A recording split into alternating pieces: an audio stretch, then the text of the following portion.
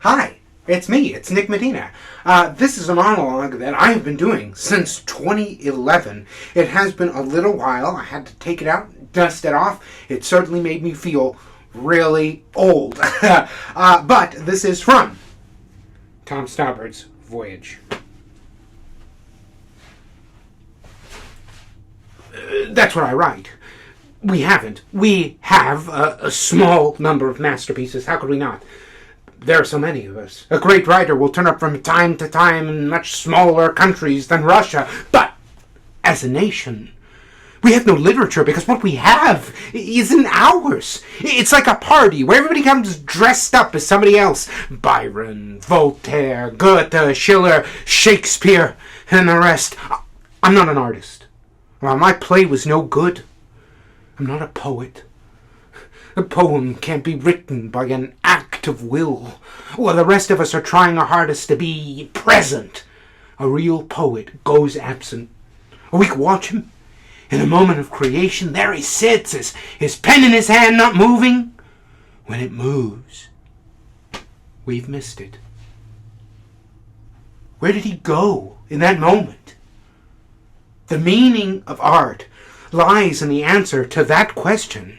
To discover it, to understand it, to know the difference between its happening and not happening, this is my whole purpose in life. And it is not a contemptible calling in our country where our liberties can't be discussed because we have none. And science or politics can't be discussed for the same reason. A critic does double duty here.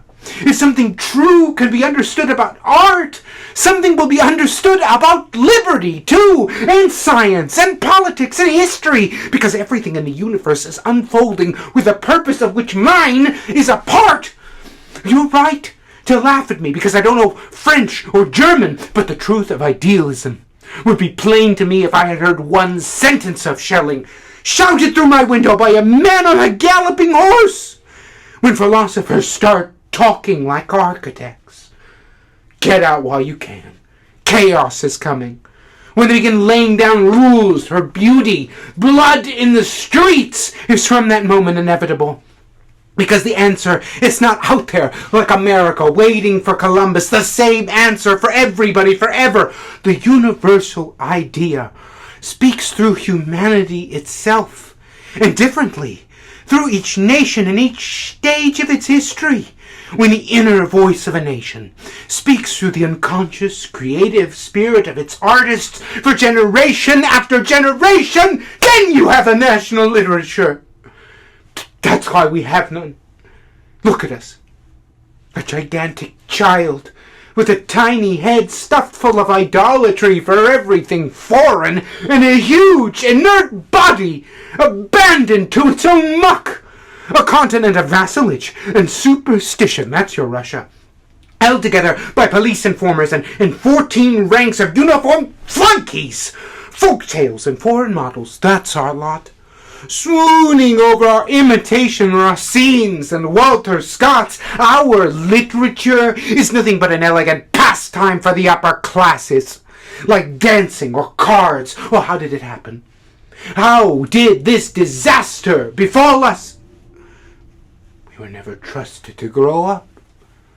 We're treated like children. And we deserve to be treated like children. Flogged for impertinence. Shut into cupboards for naughtiness. Sent to bed without supper. And never even daring to dream of a guillotine. Yes. Yes. I've gotten off my track. Hell, damnation, it's always happening to me. I forgot what I was trying to say. I'm sorry. I'm sorry. Every work of art is the breath of a single eternal idea. That's it.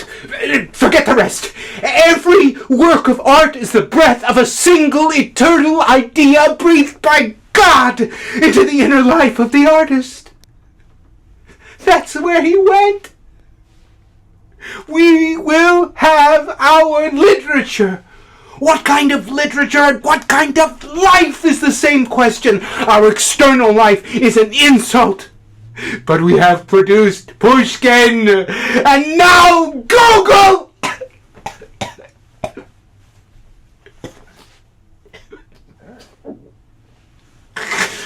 Excuse me, I don't feel well.